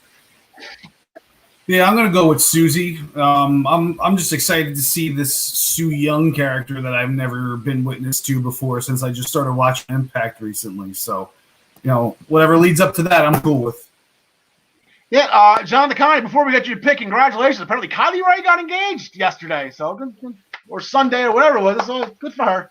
Yeah, nice little picture. She was posing with her fiance, and I believe they have a puppy. So that's congratulations to her. Who do you got in the match? You know what? Give me Kimberly just to continue to push Susie over the edge. Oh, that'd be fun. I think we're gonna have to wait till Bound for Glory to see Su Yung. I think maybe if not that I'm ever gonna bet against Deonna, but if Kylie wins that title and then something's gonna snap with Su Yung, and then it's gonna lead right into that. So I mean, I'm gonna go Susie on this one. She's nothing against Kimberly. I think Susie's a better wrestler. So I mean, that's not a knock on anybody. We're saying Susie's a better wrestler. Willie Mack actually finally got the win over Brian Myers. Myers tried to cheat again, exposing his turnbuckle, but ended up backfiring. Myers ran into it and then turned into a Willie Mack stunner. So now that series at 2-1, still in favor of Brian Myers. Yep. Apparently, Moose called the Demo God. Not exactly sure what the reference was that he made. John DeConnie, did I miss something about when somebody stole Jericho's belt back in the day? Yeah, the night that he won it, and later that night, the birth of a little bit of the bubbly as he was in the hot tub getting all drunk up. Apparently, he stopped for dinner beforehand, left the belt in the limo or the car that he was in, and it got stolen. I was thinking, like, what did he lose like a WCW TV championship or something? That was pretty platinum. Ralph fall asleep on duty. Ralph is fall asleep on duty, and Jericho lost his TV championship or something. Nothing in WWE. That's right, Jericho lost the AEW. Rest in peace, Ralph. Somebody went on Wikipedia too and changed it to current title holder was Tallahassee Police State Police. That's right. Kiera Hogan defeated Taya Valkyrie after some Tasha Steelz interference. Rosemary was supposed to be in Taya's corner. She promised, but she no-showed because she, I guess, we kind of screwed up last week. The reason why that Rosemary is putting so much pressure on Bravo to do the wedding plans is because all she wants is the officiant that she has to resurrect, apparently. So this is going to be a pretty funny one. I guess she asked Havoc. I guess maybe there's some old storylines there why she asked Havoc. Yeah, you want me to lay it out for you? If you can go quick, yeah, lay it out. Okay, I don't know exactly what the storyline was that led to it, but back in March, Havoc stabbed Father James Mitchell in the chest and killed him. And since he is, some kind of supernatural power himself, he's the only one who can officiate a demon wedding. So it's Father James Mitchell that they're trying to resurrect. Okay. I don't like where this is going then. I was confused for a second, but that actually brought a smile to my face. That's the Sinister Minister, right? Yes, yep. Yes. John DeConnie, your girl's up next. She interrupted Tennille Dashwood's photo shoot, told her, you got to come to work next week. And she wasn't talking about taking a photo shoot. She was talking about wrestling. And I'm excited for this one just as much as you are, as Jordan Grace and Tennille Dashwood get excited. They're going to be at it tonight. John DeConnie, I know it's a no-brainer, but who do you got? Yeah, exactly. How does Tennille not win this one? I hate going against my girl, Thick Mama Pump, but you kind of got to give it to Tennille Dashwood. Why am I hearing that for the first time, John? Yeah, I'm definitely going with Tennille on this one also. I think it's time that Jordan it's her time to start putting people over now that she had that belt for so long. I had no reason to go against Tennille Dashwood either. Come on. Very good. Touche. John DeConnie Touche. That's the living legend, ladies and gentlemen. John DeConnie, our first ever PWP champion. In fact, senior correspondent. Then Triple XL defeated the Deeters after Lario threw a knockout punch on Cousin Jake. Cousin Jake slammed AC. That was pretty impressive. I didn't think that was possible. Wraith and Rhino stole Hernandez's wad of cash, which was great. He needs money for that campaigning. We have the best man. I know last week Kip Sabian announced who his best man was, and it was Miro. In an even bigger announcement, Johnny Bravo announced his best man, and it's Follow Boss. So, congratulations. Follow Boss is now the best man of Impact. It's Follow Day today, right? Can we start doing that? It's Follow Day. And we were talking about it post-show, pre-show. Apparently, in a segment that nobody ever saw, it was an exclusive, I guess, online segment. The whole effing show was interrupted by Sami Callihan. This whole thing about what's her name? Katie. Thank you. This whole thing about Katie Forbes having his number. I mean, let's call a spade here. Sami Callihan's win-loss record against women isn't really spot on here. The fact that he gets beat by a woman isn't really, news here. But they're going to get at it. And then if RVD wins this, then Katie Forbes gets 5 minutes alone with him. I guess for more Van Keister Terminators or whatever you want to call them. Van Keisternators. John Smith, who do you got? I'm going with RVD. We got to see some more Van Keisternators. I'd love to be on the receiving end of one of those without the chair. Yeah, there you go. John DeConnie. I got to go Sami Callihan. I don't want to see. Yeah, I'm not a fan of Katie getting any more airtime than absolutely necessary, but give me RVD in the match. All right. So if you guys have to give me a quick 5 minutes, I guess we're doing okay on time for now. But we got 9 matches to go over for the Clash of Champions. So I'm going to try to make the New Japan report, the G1 Climax report. This is the 30th. Got to get that banner off. The 30th G1 Climax tournament, where the winner will challenge for the IWGP Heavyweight Championship at Wrestle Kingdom, which is New Japan's version of WrestleMania. Usually it's 80 to 90,000 strong at the Tokyo Dome. They had the first 2 nights happen. Night 1, here are the win-loss records of Group A. This was night 1. And it was main evented. If you can see right here, Kota Ibushi with the absolute huge win over Kazuchika Okada. Apparently, that was a rematch from Wrestle Kingdom where Okada got the win. So Ibushi got the buyback here. I feel like this is kind of like football where you can't get too far behind 500. You got to be in the race. And starting off 0-1 for Kazuchika Okada is absolutely detrimental right now. And now he loses a tiebreaker to Kota Ibushi as well. If actually that comes down to it at the end. Taichi got a win over Jeff Cobb. Minoru Suzuki defeated Tomohiro Ishii, which is always an absolute fun match to watch. Jay White with a win over Shingo Takagi. And that is where we're standing right now at the A block. The B block, Juice Robinson, Toru Yano, Kenta, Zack Sabre Jr. with a huge win over Evil.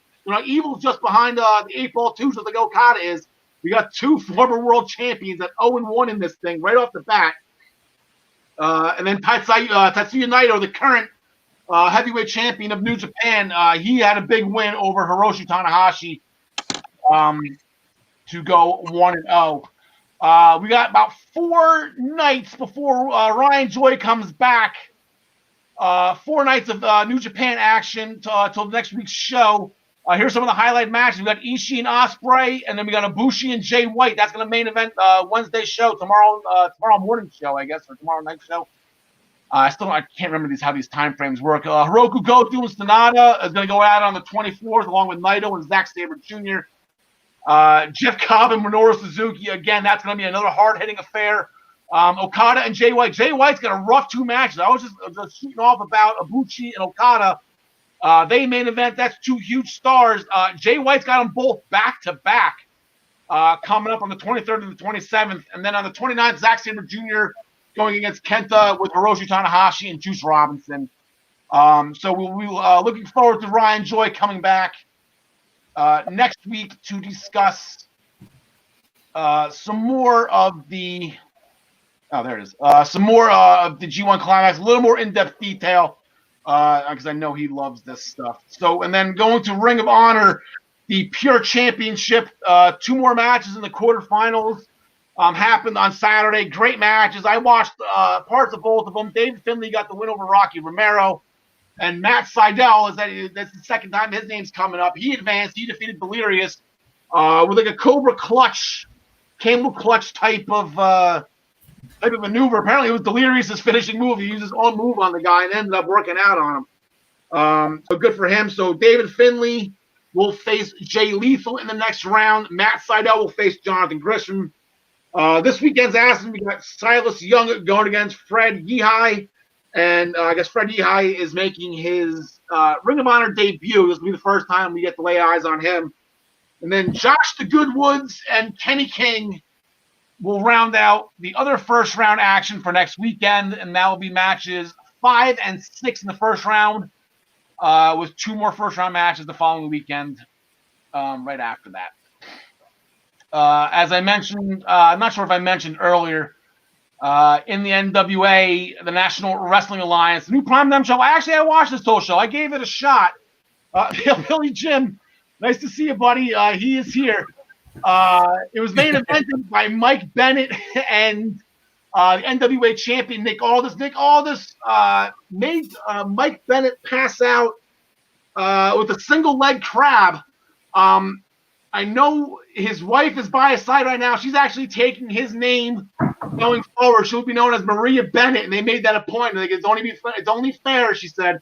He took my name in WWE, so I'm going to take his name the rest of the way. So she's now known as Maria Bennett. She kind of caused a small distraction, kind of throwing the belt in for Bennett to use, and Bennett decided against it. By the time he made that decision, Aldis was fully functional, threw him in the single leg crab, and then my heart was reaching. Maria Bennett was reaching for him. Grabbed my hand. I'll play it to the rope. She was doing everything, and Mike Bennett fought and fought and fought. And it was a really heart-wrenching moment between husband and wife as he just went right to sleep. And Nick Aldis remains your NWA champion. One more note to bring on that show. And I got to make her available. I got to bring her to everyone's attention now. This girl, Camille. You think Charlotte Flair is something? This chick is Charlotte Flair, but more ripped. And that's not even a knock on Charlotte. She is tall. She's got the long blonde hair, and she's got a 12-pack, not just a 6-pack or an 8-pack like Tony Nese does. She is just all muscles. She had a good match with Heather Monroe. And, again, I know NWA's got that partnership right now with All Elite Wrestling. If AEW can keep her in-house, use the NWA as your minor leagues and keep Camille in-house, that would be a nice shot in the arm, along with Serena Deeb, who they just signed for their division. So that would be nice to. And then speaking of NWA with AEW, Thunder Rosa, she's got her match tomorrow night on Dynamite, but she's actually has to defend her NWA Women's Championship tonight against Priscilla Presley. So you got that match on there live, and then Eli Drake tonight, baby. Eli Drake, dummy. He's fighting a guy. He's actually fighting Eric Watts, and I did not. That's not a faux pas. I know there is another Eric Watts. who used to be in pro wrestling. His father was a big time promoter, and Eric Watts was in WCW, along with the old NWA TNA days back when TNA first started. But yeah, there's another Eric Watts. He just goes by Watts. I believe Eli Drake called him Eric during the interview. That's the only reason why I know his first name was Eric. And when I pulled up this graphic, needless to say, I was surprised. So there are two Eric Watts in wrestling. And my first thing, oh my God, Eric Watts is still freaking wrestling. Like, he was old in 2002 when TNA first started, but it turns out it's a different guy. It's like the Rock and Roll Express. Yeah, but they're still going up. They're still going. There's the NWA. So, okay, so that is our quick recap of the G1 Climax, the National Wrestling Alliance, and Ring of Honor. And now, ladies and gentlemen, we are going to get to the Clash of Champions pay-per-view. Not going to make an hour 30, unless we can do this in 5 minutes. And a lot of stuff planned after this, so we're probably not going to. Just everybody a quick heads up. Here is where everybody is at heading into the Clash of Champions. As you see, I'm first of all, I'm the only one that's been able to make every single pick so far. Everybody else has missed some shows, so let's just chalk it up to that. I don't know how I'm doing as far as win percentage goes and whatever, but our WWE records, just so you can see what we're doing for WWE shows. Ryan Joy is ahead. Tyler's got the most wins, though.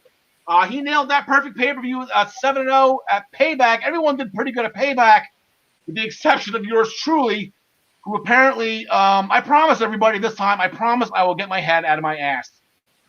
The scoring system for Clash of Champions, you got 5 points for the WWE and Universal title matches, 3 points for all the other title matches, 1 point for non-title matches. There are none of those anyway. There are no promotional matches. Otis is still lurking around, so that men's Money in the Bank cash-in wager is still in play. Kickoff matches do not count. We will discuss that match, though. Perfect pay-per-view. You get them all right, you get the 5-point heading bonus, and you can improve your heading score. Do not have that graphic. But we're going to start off the match that actually, unfortunately, was booted to the kickoff show. For the Raw Women's Championship, Zelina Vega, she defeated Mickie James last night on Raw to earn this opportunity, and then we got smacked right in the face. I was all excited. I was going to give Zelina a little bit of a chance, because I know Vince likes her. Then we got smacked right in the face with that kickoff tag, and now I'm not so confident. John Smith, who you got? I got Asuka winning this match, but I love that Zelina Vega's finally getting herself some alone time on camera. Her versus Mickie James yesterday was pretty awesome to see in the ring too.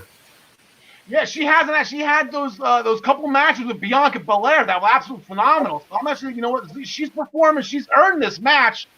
I was going to give her a little bit of a chance, but I can't remember the last time they did a title change on a kickoff show, John McConney. Agreed. Yeah, I would have had a little bit to say about Zelina, but I can't see Asuka dropping her on the pre-show. Give me Asuka. Yeah, I'm going to take Asuka as well. So that is the only match so far that has been dropped at the kickoff. Any other of these matches gets dropped at the kickoff show, they will not count towards the pool. But now that everybody's stretched out, everyone's loose, we got that kickoff match out of the way. We're nice and now we're gonna get rolling, and we got the Universal Championship. We'll get this one right out of the way real quick. Cousin versus cousin.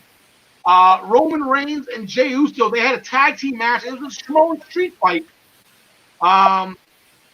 Spear from Reigns followed immediately by that Superman splash or Superfly Jimmy Snuka splash that Jey Uso's been doing, and Jey got the pinfall. Jey playing a little ha-ha with the Universal Championship at the end of the match, threw it at Roman. Roman eventually started smiling, and then a very long and awkward hug. John DeConnie, there's a massive heel turn. You already turned heel once, but now you got to bring him back a little bit. Like, Jay's in trouble this Sunday, if not Friday. Yeah. You know, there was genuine smiles in that hug. And then, you know, waited till he was halfway up the ramp, celebrating the whole way, and Roman just turned to a death stare. Yeah. So, yeah, I don't think there's any chance Roman's not going to retain. The question is just how ugly will it get? You know, will he go full, you know, beat up family mode? You know, who knows? But, yeah, Roman retains. John Smith, who do you got in this one? I definitely got Roman, and I could see him beating up his cousin the same way that Dominic Mysterio got beat up a few weeks ago. How did Jimmy Uso swerve be here? Like, it's a great match, but Jimmy's the one that cost Jay the match. Like, it's not even a beatdown or whatever. Jimmy cost Jay the match because he's jealous that his brother got the shot and he was injured or whatever. Like, Jimmy, can we talk about this in like 2 seconds here? Because I'm trying not to make this match as simple and cut and dry as Roman just whooping him and then kicking the crap out of him post-match anyway and just going full heel. Can we bring Jimmy Uso in on this? Why not? Sure.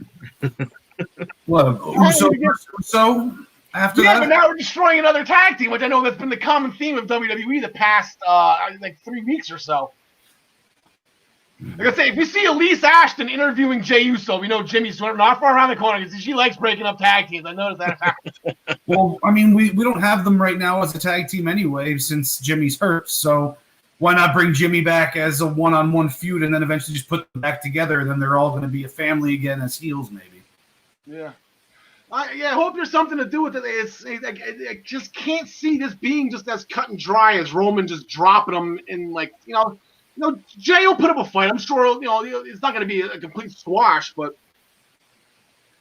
I don't know. So, yeah, I'm going Roman Reigns too. I don't think there's a shadow that Roman Reigns not losing. I'll say WrestleMania right now, but I even think WrestleMania is in doubt. I think Roman's going to have this maybe next SummerSlam. Maybe they'll think about taking it off him. All depends on when Brock wants to come out of his tree blind and Heyman wants to turn on Roman. There you go. Bailey had Sasha Banks had an interview. She was back in the arena. That was not a smart move. Bailey wasn't too far behind.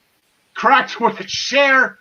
So there goes Sasha. But then Nikki Cross had a match with Lacey Evans. Nikki Cross got the win after that draping spinning neck breaker she does off the ropes. Alexa Bliss is doing commentary. Before that match, before Alexa got out there, Michael Cole was actually taking credit. Like, I said the word fiend, and Alexa Bliss, turned like, all right, easy, get over here. It's like, it's you. Yes, Michael Cole. Alexa Bliss, this whole thing is happening, Michael, because you said something. That's like, idiot. So Lacey Evans said the word fiend. And Alexa Bliss turned again, and another beautiful Sister Abigail by our darling Alexa Bliss. And that's where it is. So we have 2 separate storylines between Sasha versus Bailey and what we're assuming is going to turn into Nikki Cross versus Alexa Bliss. Like I said, they're friends now. They had a nice little chat on A Moment of Bliss. But now we're circling. We got 2 halves of 2 feuds here going at it for the SmackDown Women's title. I guess this is just I don't even know how to say it. It's stop over until the real bleep hits the fan, I guess. I don't know. John Smith, who do you got in this one? So this one's hard, man. This could go so many different ways. Does Sasha come and hurt Bailey and cost her the title? Does Alexa come down and help Nikki win and then turn on her, or maybe just turn on her and help and make her lose? All that considered, I don't see Bailey losing it yet. I don't see Nikki Cross winning it yet. So, I got Bailey. All right, I mean, I'll jump the line here. I was wrong on Nikki once. I'm not going to do it again. Like I said, Bailey and Sasha next month in the cell, in my mind, that's got to be where it's going. I do like maybe Alexa Bliss, and all of a sudden, Alexa helps Nikki win, and then Michael Cole spits out the word fiend again. Yeah. And, Alexa drops Nikki for the 3rd time or the 2nd or whatever. I don't know. John Connie, who do you got? Just because she's my girl. Give me Nikki. Whether it's Bailey coming down or, Sasha coming down to cost Bailey or Alexa coming down to help Nikki. Give me Bailey. Give me Nikki taking the title. And because I really think that they believe that Bailey and Sasha is enough of a draw that it doesn't necessarily have to be for the title, at least not right now. So they can go after each other without the title on the line, and then you can have another female storyline going on. You can twist the terms. Like I said, like Nikki Cross and Bailey isn't the feud right now. Like that's that's the crazy thing about this match. Like yes, they feuded. Yes, they don't like each other. Yes, they have a history, but that's not their main problem right now. Yep. Last night on Raw, Apollo Crews defeated Cedric Alexander after a roll-up pin after Cedric Alexander and Ricochet were jaw-jacking with each other from the outside of the ring. But I guess in a promo while Apollo Crews was walking the aisle, he just happened to slip it in there that he will be challenging Bobby Lashley for MVP's United States Championship. We're going to do this again. Bobby Lashley, Apollo Crews, Don Smith, business is booming. What do you think? Yeah, I got Lashley winning this. I don't even think he's got a cheat or anything. Unless Retribution maybe comes down and causes some sort of disqualification or something. Like, I don't see that happening though. Maybe I got Bobby Lashley. Yeah, I guess Retribution. I think this is the Hurt Business, the only Hurt Business match. Shelton and Cedric don't have matches. MVP doesn't. Are they even going to show up? I don't know. When was the last time were they ever on a pay per view yet? I don't think. I think they took SummerSlam off. Like, they seem to take Sundays off. So. And the seventh day they rest. All right, that's but they have a contract now. Well, now they're on the contract. Now they have to be there, right? They're on the contract. Yeah. You know, it's funny. Somebody pointed out how the WWE, in a time of need, all right, they release wrestlers during a pandemic. When the wrestlers need them in a time of need, they let guys go. But they sign guys who are trying to destroy their own company. That's weird how that works out, right? And given the park trying to get all serious for a second, I was like, "What?" Andrade for a moment. And speaking of running backs is back. Andrade and Angel Garza seem to have gotten their act together, at least for the time being. They defeated Rollins and Murphy and Dominic Mysterio and Humberto Carrillo to earn a tag team title match after Angel Garza hit a wing clipper on Buddy Murphy. So we're going to run this back again, but I'm like, let me tell you, when I saw they advertised that triple threat tag team match, my head almost exploded. So you had two teams that can't stand each other, and then a third team where you can't trust Humberto Carrillo to help out with anything. He proved over the past couple of weeks he's flat out useless as a friend. So that's the whole thing. But Andrade, without the help of Zelina Garza, she wasn't at ringside. She's doing her own thing right now. So these two are trying to get it together on their own. Are they finally going to get this done, John Smith? I'm going to say no, so that way they win this time. Because every time I pick them, they lose. So I'm going with the Street Profits, I guess. I don't see why they would give it to them now if they without Zelina. Zelina was like the whole thing. Yeah. I don't know. Yeah, I got the Profits winning. John DeConnie. Yeah, likewise. Andrade and Garza are eventually going to turn on each other, but if you were going to give them the titles, why would you do it now that Zelina's walked away from them? So, the Profits retaining. I'm going to keep going to the well on this one. This has to be Andrade. Okay, so he takes Zelina out of the equation. I know she was the glue. She was supposed to be the reason why, but there's no more tag teams. Like I said, that match made my head hurt. I'm like, they're not a tag team. They're not a tag team, and they hate each other. So, I think if the Viking Raiders, maybe if they didn't get hurt, they wouldn't be in this spot right now. But yeah, I'm going to be wrong again. Sure, like I said, you guys, it's you bet against the Street Profits. They've been champs for forever now. Champs of a one-team division. But if they're going to put them back together for this, why not? Screw it. Give me Andrade and Angel Garza. They've been champs for so long. I was at the show where they won them. Hey, Barclays Center, yeah. Yeah. Defeated Grand Metalik after a neutralizer. Both Kalisto and Lindsay Dorado were ejected for trying to help Grand Metalik. The Lucha House Party is a complete shambles right now. But Speaking of tag teams, the Shambles going for tag team championships. There's a Lucha House Party. They're going to challenge Shinsuke Nakamura and Cesaro. It's the same conversation again. You got champs that are a well-oiled machine, a well-oiled team, and then they're fighting a team that just they're not attacking you. They hate each other. So here we go again. Same conversation, different brand. John the Connie, I'll let you go first on this one. Give me the champs retaining here because I really think we're going to eventually get a, Vince doesn't care about the tag division, so let's put the tag belts back together. And why not do that with Cesaro and Shin and the Street Profits? All right. John Smith, who do you got? Pretty much the same sentiments, exactly. Yeah. Yeah, I'm with you on that. Cesaro and Shinsuke Nakamura, there's absolutely no reason. Something's going to happen. If Kalisto's not in this match and ends up being Lindsay and Grand Metalik are the ones that are representing Lucha House Party, Kalisto's going to do something. He's going to jump him after the match, too, if they lose. There you go. There's your answer. And then the third tag team title match in a row, Shayna Baszler and Nia Jax, they made quick work of Natalya and Lana last night. They tried to put the Riot Squad through a table, one of the two members. Lana took it again. That's what happens when your husband surprisingly shows up on the opposing brand, I guess, on the opposing company.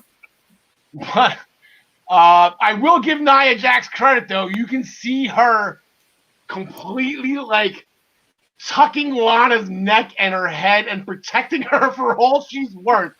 Because Lana ain't no bigger than Kairi Sane. That's not... So kudos for Nia Jax for being safer. But Don DeConnie, let's be correct first on this one. Who do you got?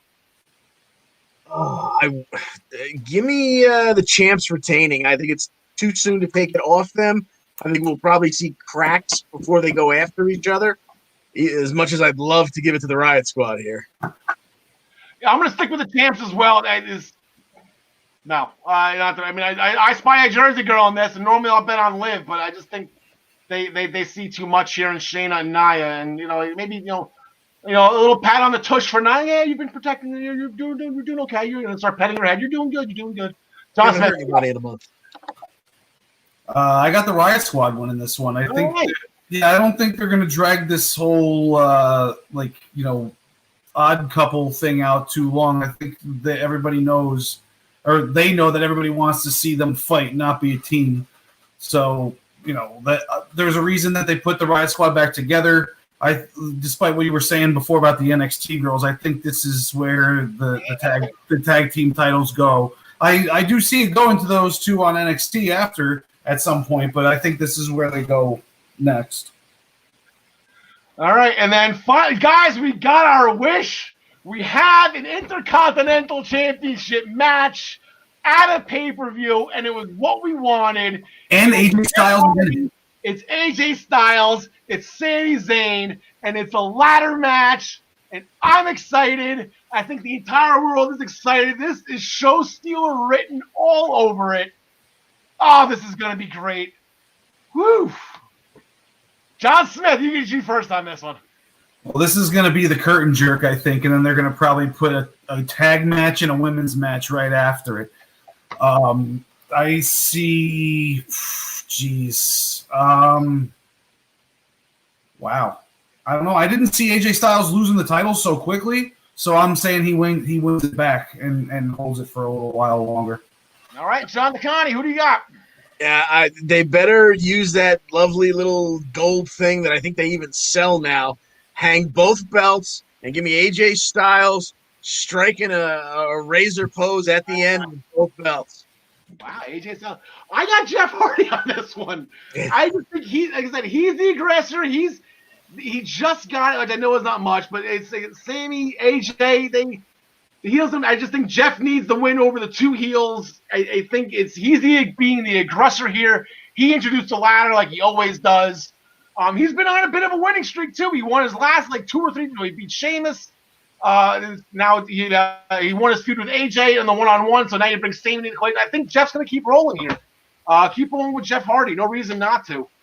And then what would possibly be, or that should be the main event, to tell you the truth, and that should be for the Universal Championship, but I digress.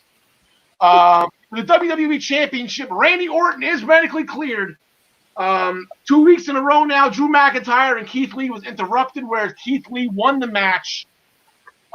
He would take Randy Orton's place if Randy was not medically cleared, but Randy showed up. He's fine. And thank God, because I was really confused because they had that graphic made with Keith Lee on it already. I'm like, I had an idea where they could have went with it, but they're not going to go to. We're just going to stick to the originally scheduled program of Drew McIntyre and Randy Orton. John DeConnie. Oh, let me find our nameplates here. We got to find it. Nope, they're there. John DeConnie, who do you got? This one is so tough. I hate to say this, but I think I got to go with Randy. All right, but it's an ambulance match as well. I said Randy did the promo for the ambulance. They both rode ambulances. Drew has a broken jaw. Randy, I don't think they disclosed his injury. He might have a jaw problem too after the 3 claymores he took. John Smith, who do you got? I'm so on the fence about this one. I'm gonna go with Drew because he didn't beat Randy convincingly at SummerSlam, so I think this is gonna be more of like a convincing victory. And then Randy still didn't like take a real bad pinfall from him. This one's an ambulance match, you know. Yeah, like I said, the cell's up next, and I'm sure they're gonna run it back in the cell for match 3. I just think Randy's gonna be walking into that cell as champion. I had it where I was actually a little shocked to see Randy show up last night because I thought Lee was going to win that match somehow. And then have it be McIntyre and Lee at the show, and then Randy show up and like, listen, I'm medically cleared, throw Drew McIntyre into the ambulance and just walk off without even throwing one punch and as the champ. That was in my head. That's where I thought they were going with it, but I guess, Randy's I'm going to give him the belt anyway. Drew doesn't have to be pinned. He's been champ for long enough. I know I'm 0 for 2 betting against Drew McIntyre. So hopefully this will be the time, especially with the cell coming up. For those of you who like your Tyler Adele and Ryan Joy taste of picks, here who they have. I know it's a little small to read. Ryan is going with Drew McIntyre, Roman Reigns. He's got Styles as well in the ladder match. Lashley and Bayley both retaining. He's got Andrade and Angel Garza. He's with me on that one to win the Raw tag titles. And then he's got 3 title defenses on the bottom. Cesaro, Nakamura, Shayna Baszler, Nia Jax, and Asuka. Tyler sent me his picks. Apparently, Roman Reigns, Bobby Lashley, Keith Lee, the Mysterios. He is so proud of being getting the perfect pay-per-view at Payback. He sent me the same exact picks. He's running it back. He said if he was right the first time, he'll be right again. I was going with his Payback pick. Trying to go 7-0 again. So that will do it for the Clash of Champions. Man, hour 45, we're getting late on here, and I still got some stuff to take care of.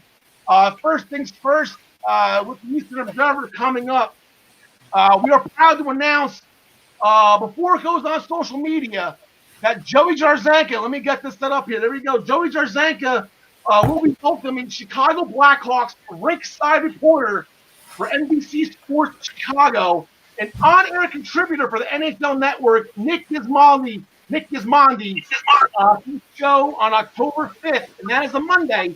That's at 8 p.m. right here on the Eastern Observer, on the Blackjack Media Networks, all of the ways you can watch us. You can watch Joey Jarzanka and the Primetime Rundown interview series, as well as his normal show on Fridays at 6 p.m. Again, the Primetime Rundown, sponsored by StreamYard, airs Fridays at 6 p.m. As you can see on the I-95 Sports Networks, on YouTube, on the Eastern Observer, on Facebook. Like I said, all the outlets that you can watch us, you can watch them. So tune in to Joey for his Monday interview, and then his show with Ian and I forget, it's not like direct. I can't remember his name. His other partner, his new partner on the Primetime Rundown. But it's a great show. They've been at it for a while. I was watching a little bit last Friday. I tell you what, they asked me to come on that show once, and I was kind of listening to the episode before to just try to see what to talk about. Like, the Cleveland Indians starting pitching staff. I'm like, wow, all right, that's way beyond my jurisdiction. Unless it's Rick Vaughn and Ed Harris, I know nothing about the Cleveland Indians. So, please make sure that you subscribe to the Body Slam Brigade at minutestobelltime.com. That is our friend Ryan Joy. Again, he couldn't be with us today. Thank you so much for those that are watching on the Minutes to Bell Time Facebook page. We'd love to have you. Thank you for joining us. We hope to see you next week when Ryan is back on. He had a quick move down south, cross country, so that's understandable. I moved down the street, and it took me 3 days. I can't imagine what moving between different states. And next week, we become, I don't want to say of drinking age. Next week is episode 21 for us. Where are we? There we go. Episode 21. We're going Hollywood next week, boys. Next week, episode 21 will be a Tuesday at 6 p.m. Eastern Standard Time. Thank you very much for watching us tonight. We would love to have you back again next week as well. And now is that wonderful time of the night. My WrestleMania's favorite match. We are 27 weeks away from WrestleMania. Let me get my logo up there. 27 weeks from WrestleMania. We're doing our top 30 countdown from 30 weeks to WrestleMania. We're down to 27.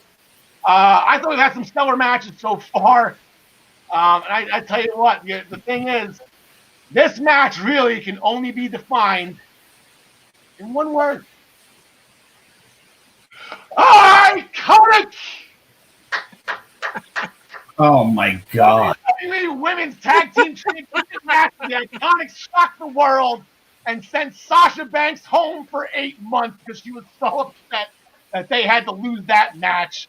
When childhood dreams come true for Peyton and Billy, it was absolutely great. And the thing that gets forgotten about that match, at the beginning when they were announcing everybody, Bret Hart actually, when Natalya came out first and then Beth to represent their team, Bret Hart, who had just been inducted for the second time as a member of the Hart Foundation with Natalya's father, Jim the Anvil Neidhart.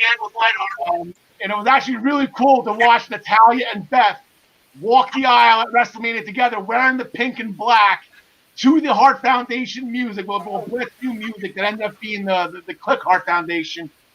But and they actually did a heart attack in that match as well. Beth held her up and he hit her with the clothesline.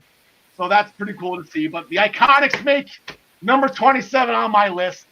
And just a side note with them real quick. Peyton had the match against Asuka. I forgot to bring that up. They don't have to be a tag team now. They can't be a tag team anymore. But if Billy Kay's in her corner, being like a managerial role, I like how that's going. I think that's how those two can stay afloat and those two stay on TV. So we'll look together with that.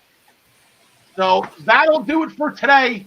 There's a couple things real quick because in all seriousness, we all here at the Essential Wrestling Podcast, myself, John DeConnie, John Smith, Ryan Joy, Gary Mahaffey. We'd just like to thank Joey Zarzenka and everyone at the Eastern Observer for helping us produce this show every week. We are now on episode 20. We want to thank them very much. A special thank you to the Blackjack Media Network for allowing us to broadcast this show every week and letting us all involve, talk, and rant and rave and have fun with the scripted sport that we grew up loving and we still love to this day. Special shout out to Tyler Adele. I know we poke a lot of fun at Tyler. We give him a hard time even though he's not here, but special shout out to Tyler Adele, who works that hasn't been around, but he will never be forgotten because it was him. He was the one that put this together from the beginning. So it was his vision. It was his thing. He asked me to hop on, and then things came up. He can't do it. So thank you, Tyler. I know things are going a little not clear right now. In all seriousness, it's your big boy job. But you have an open invite. Whenever you get a chance to come back, you know you're always welcome. There is a square here waiting for you. I'd like to thank my Lord and Savior, Jesus Christ, for without him, nothing would be possible. Probably should have said that first, right? Maybe you're supposed to lead with that. Anyway. And yes, and finally, the EWP Universe. Thank you for watching and listening to us. We've gotten a lot of positive feedback through the course of the last 20 weeks. We appreciate every single one of you for joining us whenever you were able to get the chance to. And in celebration of our 20th episode, we have a new photo here. Thank you, Alexa Bliss. We have a new photo for the next 20 episodes. We love you. A little bit of a fiendish word. I know I'm not supposed to say that word around her or else she goes crazy, but Little bit of a updated character of Alexa Bliss. Thank you, Alexa Bliss. We love you. Thank you to everybody watching at home. Thank you for 20 great episodes. John DeConnie. Thanks for joining us. And as always, we wish you the best in all your future endeavors. Thank you for 20 episodes, and cheers to many more.